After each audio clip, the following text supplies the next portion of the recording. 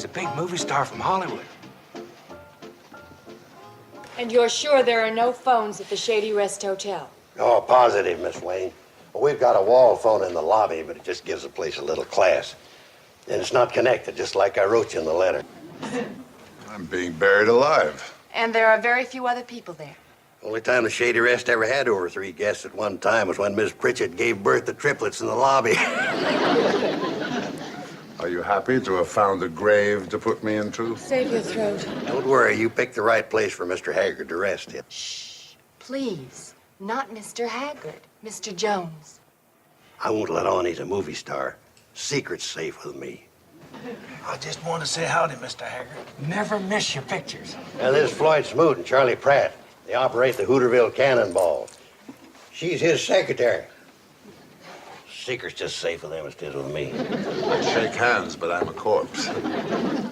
Just like to say howdy, Mr. Haggard. Have a good time. Thank you. Don't you worry about folks finding out who you are. I'd like to get your autograph for my granddaughter. Just sign it, Mr. Jones. She'll know. My dear lady, Save your throat. And the secret is safe with all these people. Well, I wouldn't have told them if they couldn't be trusted. Mr. Carson, I hope I didn't make a mistake. It's terribly important for Mr. Haggard to have 2 weeks of complete rest and privacy. Miss Swain, everything I wrote in that letter was gospel. Are you sure? No attractive females? Shucks, no. You think this jacket's all right to be buried in? Mr. Throat, what about your niece, Mrs. Bradley, and her 3 daughters? Who? You mean homely Kate and her 3 ugly ducklings?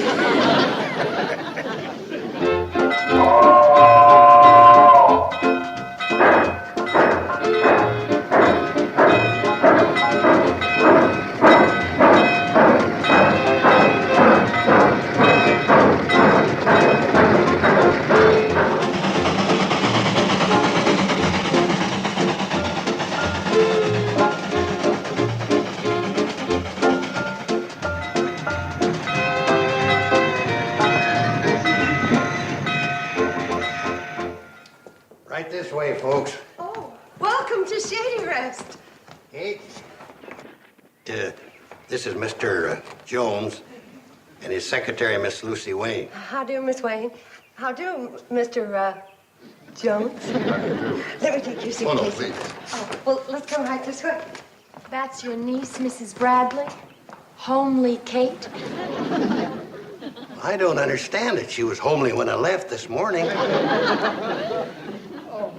Let me guess. Those are the ugly ducklings. Snaggletooth, walleye, and prune face, left to right. Mr. Carson, you are a fraud. Telling me there were no attractive females here? Well, you see, I keep thinking of them as they were when they first came into the world, toothless and wrinkled. I've been too busy to take a good look at them since, I guess. All right, Mr. Carson. But let me warn you, Lane Haggard is to the female what the spider is to flies. Oh, there's no danger. Kate's too old to fall for that romance stuff, and the girls are too young. The Haggard charm gets them from kindergarten to Social Security. Well, he's met his match. Oh, they'll be polite to him, all right. But Kate and the girls are way too level-headed to be taken in by that Hollywood charm. We see every one of your pictures. Wouldn't miss them. I'm grateful to you and your sisters. Okay. Sisters. Did you hear that? She's our mother. Your mother? Oh, come on. She's our mother. She is. What do you call this? Pulling a fast one on the city slicker? Oh, no, she really is our mother. Of course she is. Aren't you our mother, Mother? Mother? Did you talk to me, sis? Oh, Mother. Yes, I was a child bride. Out of kindergarten into the kitchen. Are we going to stand here all day, a spider and a flying, or is somebody going to show Mr. Jones and his secretary to their rooms? Oh, I think that's good. Good job. All back to gone. Oh. I thought Kate and her daughters were so level-headed. Well, I guarantee you the tilt is temporary. And allow me to remind you, ma'am, nobody loves a wise guy. Come right in, folks. Supper's about on the table. Mr. Jones, you sit right here. Miss Wayne, you sit right over there. I think you met Floyd and Charlie on the train. This is Sam Drucker, our general storekeeper, notary public, and town wit. Happy to meet you both. How do you do? Hello. I'm starved. Kate don't like first to eat the rolls till the soup is on the table. Hurry up. He's sitting down waiting. Now listen, Miss Wayne asked us to treat him just like any other guest, and that's what we're going to do. Oh, but gee whiz, when he looks at you with those deep brown eyes. Billy Joe, you stop mooning around, you hear me? And you girls stop acting like silly, empty-headed little fools. He's just an ordinary man. And they're not brown, they're smoky gray with specks of green. Come on, Ma. You've been making over him just as much as we have. You sure have. You've been fussing over him like a mother hen. Well, maybe I have. But from now on, he's to be treated like everybody else as far as Kate Bradley is concerned. No better, no worse than anybody else. Now, let's get the food on the table.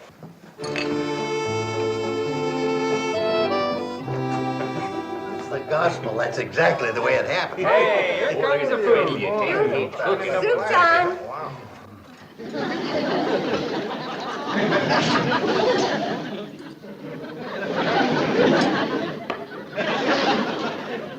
And now our glamorous visitors are going to have to be satisfied with a plain, old, homely country supper.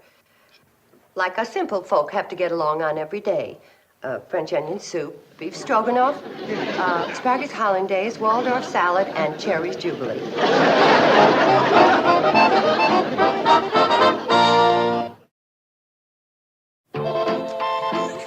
Okay, girls. Now, quiet and ladylike. And control your giggling. Now, come on now and see the movie star shave himself.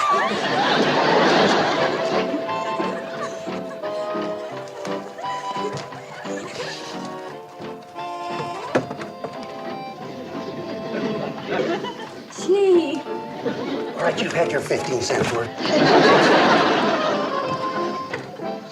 Wowee. Thanks.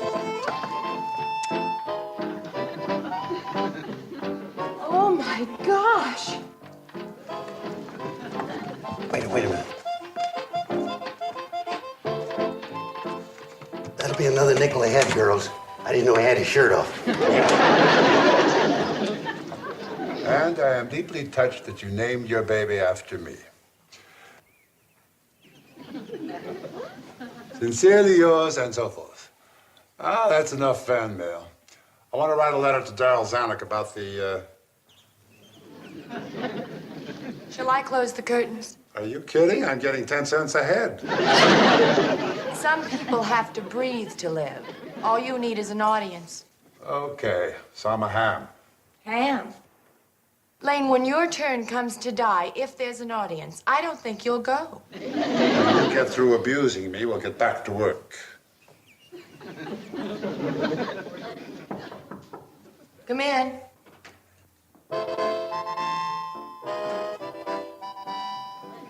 I came to see if you needed towels. Thank you. And thank you for lighting up my room with those radiant eyes.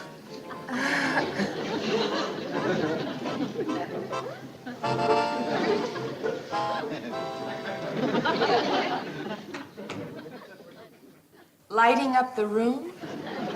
Dear Darryl, I'll be in New York on the 23rd. We can talk about that picture in Africa. Come in.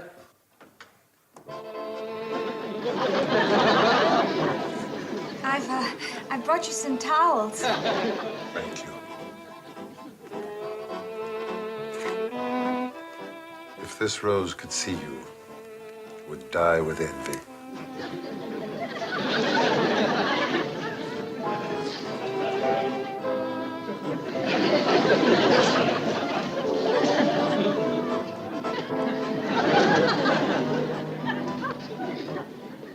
I wish they'd stop bothering me.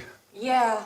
And the vicious way that you discourage them. You think they'd take the hint? I have to be kind to women. It's my duty. Duty? Well, naturally. If heaven gives you a voice, you're obligated to sing. Lane. Heaven gave Leonard Bernstein a talent, too, but he doesn't start conducting every time he sees a musician. I wish I had the nerve to fire you.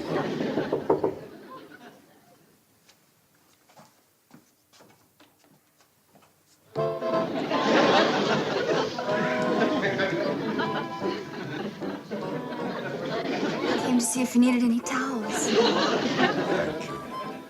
But now I'll have to stop shaving till I get over the effect of those disturbing eyes.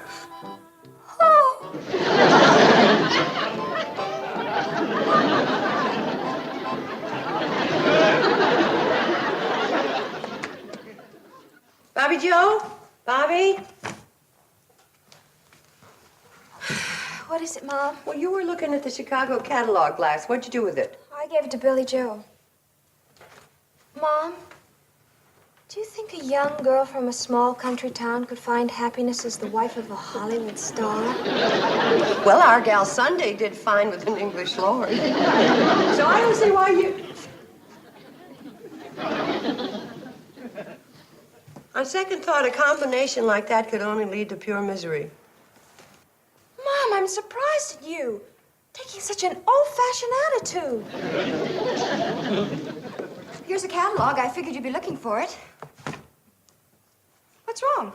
You'll never believe this, but your sister, Bobby Joe, is entertaining romantic ideas about Mr. Haggard. Well, that's the most ridiculous thing I've heard in my whole life. Well, sure glad to see that you think it's foolish. I'm the one he's stuck on. Oh, my goodness. He's stuck on you? Is he ever? What did he tell you in so many words? No, but a woman knows these things. Oh, a woman does she? Oh, yes. She feels it right here. With her woman's intuition. You wouldn't understand. Well, of course not.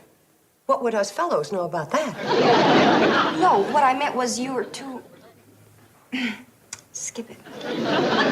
Oh, I see. I'm too old to know about romance, right? I'm too far over the hill, right? I'm ready for pasture, right? Well, don't just stand there argue with this nonsense. Simmer down. Listen, all I care about is keeping you and your sisters from getting your feelings hurt. Now, men like Lane Haggard sometimes say things to women they don't mean, flirting like.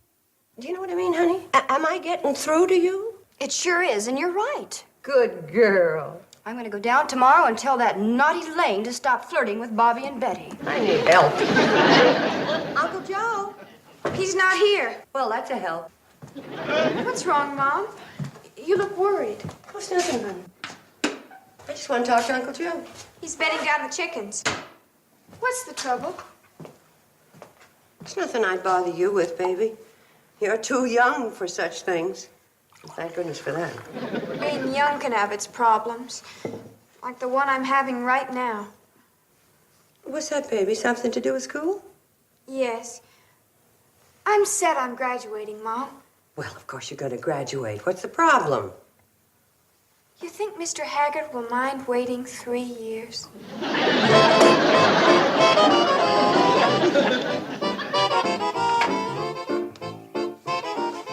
Oh, there you are.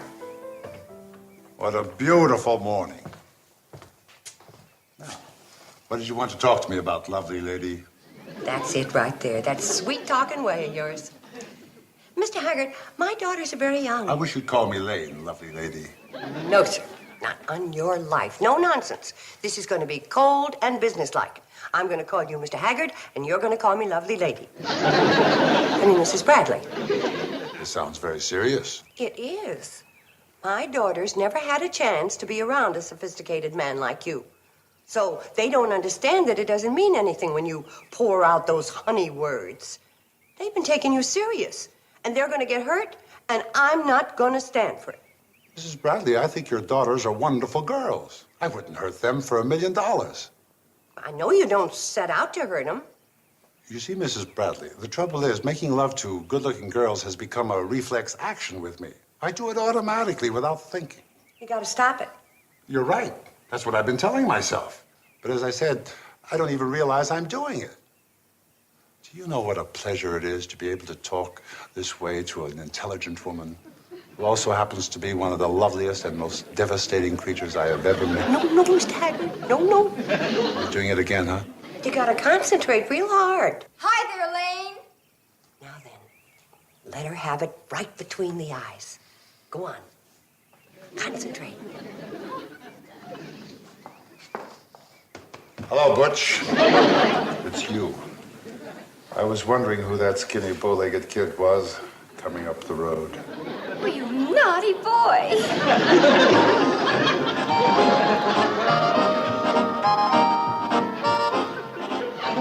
The new words were fine, but you're still singing the same old music.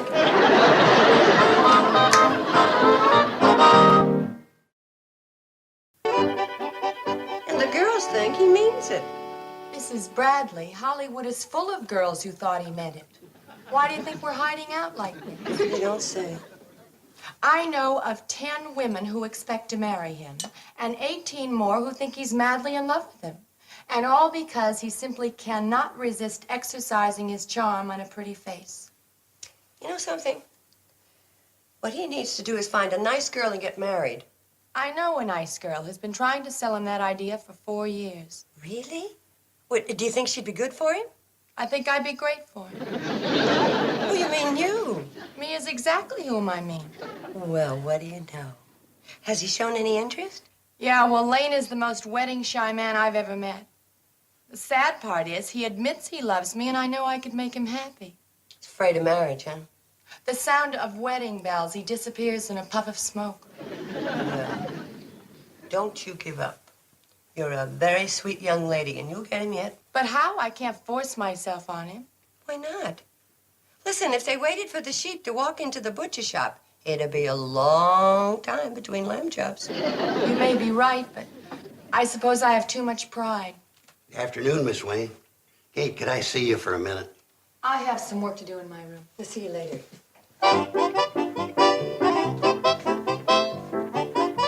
Anything wrong?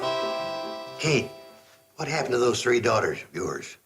Well, nothing. I just gave them a good talking to about making fools out of themselves over Mr. Haggard. Well, I don't think it did them too much good. I just seen them down by the well, and they're quarreling like 3 bobcats over which one he likes the most.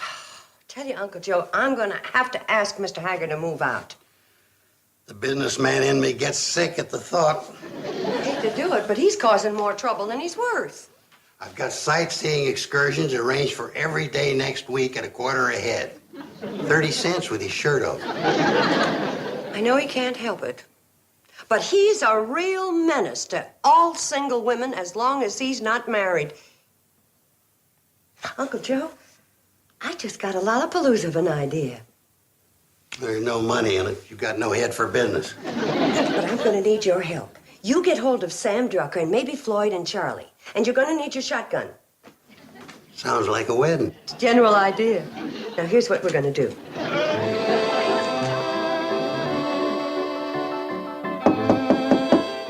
Coming. Lane! Mrs. Bradley, stop it! Mrs. Bradley! I just can't help myself. I've been thinking about all the things you said. How you feel at home with me because I'm so mature. How pretty you think I am. What are you talking about? Lane, I'm talking about love. I'm talking about us. You and me? Oh, I've been fighting it, all right. First, I thought it was silly. You and me getting married. Married? After all, you're younger than I am by weeks. And then I realized it was fate that brought you here. Now, wait a minute. Yes.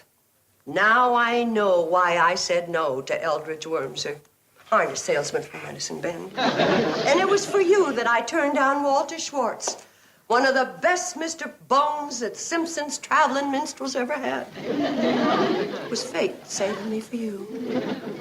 Kiss me, Lane. Now, look, Mrs. Bradley, this is... You're fighting it. You never felt such an overwhelming emotion, and it scares you. You've got to listen to me. I'm listening to my heart. It's saying, Lane loves me. Lane loves me. He does not. He does not. Go ahead. Fight it, you foolish boy. Hollywood will accept me. I'll fit in. I learn fast. In no time at all, I'll be jumping in the swimming pool with my clothes on, and every now and then we can get a divorce. Oh, we'll be so happy. Stop this! This has gone far enough. Are you kidding me? Kidding you? Well, of course not. You do want to marry me, don't you? Marry you? Of course I don't want to marry you. I can't believe my ears. Uncle Joe, Charlie, Floyd. They were right. They said you were a flame, and I was only a foolish moth.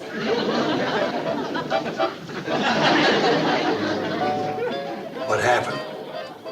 I flew too close and burned my wings. You foolish moth.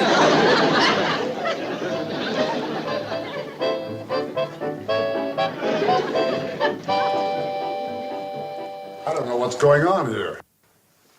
Boys, this movie star's been trifling with Kate's affection. I didn't like his last movie either. I was miscast. My agent talked me into it. What movie was that? He played a minister on this South Sea island. The picture was terrible. Allow me to remind the critic circle that a woman's heart has just been kicked around like a football. Hanging's too good for him. We don't allow our women to be trifled with. He thinks he's back in Hollywood. I say, if we don't make an example of him, we're going to be flooded with movie stars trifling with our women. He's right. Now's the time to nip it in the bud. Let's leave it up to the little woman who's been trifled with. Kate, do you want to marry this polecat? Not unless he wants to marry me. I got no pride. Do you want to marry her? Of course not. I'll take him anyway. Charlie, Floyd, go get Sam Drucker. Tell him to bring his Justice of the Peace certificate and some cheap rice. Come on. Now, you know as well as I do, you can't make me marry anybody. Why not? Because it's against the law, that's why not. Now, Sam Drucker's the marshal, and he never said anything against shotgun weddings being against the law. Suppose I refuse to go through with it. Well, sure, he could do that. There was that underwear drummer from Charlotte who refused to go through one last April. That's right. What was Judge Drucker's verdict on that? Killed while resisting a wedding. Now, listen, let's talk this over. Let's don't lose our heads. I can't marry Mrs. Bradley. Why not? Well, because You married already? No. You fixing to marry somebody? Come in. I just happened to be passing by. What's going on? Lucy, save me. I was just saying, the only way he's going to get out of marrying me is to marry somebody else. Well, he's in quite a spot, isn't he? Lucy, will you marry me?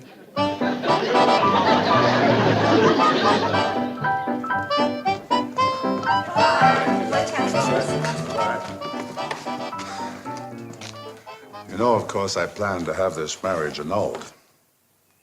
Oh, really? Yes, in about 50 years. Golly, that was a wonderful wedding. Yeah, I hope I gave them their $20 worth. You did just fine, Sam. Well, I'm plumb tuckered. $20 is a lot of wedding. I think they're going to be real happy together. She better treat him right, 'cause I'll always be ready to take him back. So will I. Me too. Silly girl. I just hope he'll be able to get his lovely lady out of his system.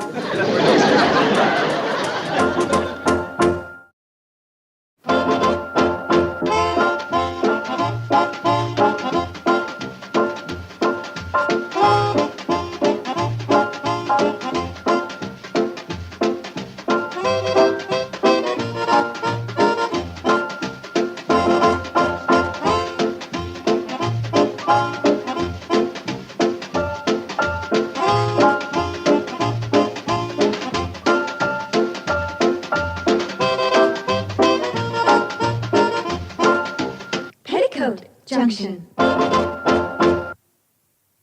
This has been a Filmways presentation.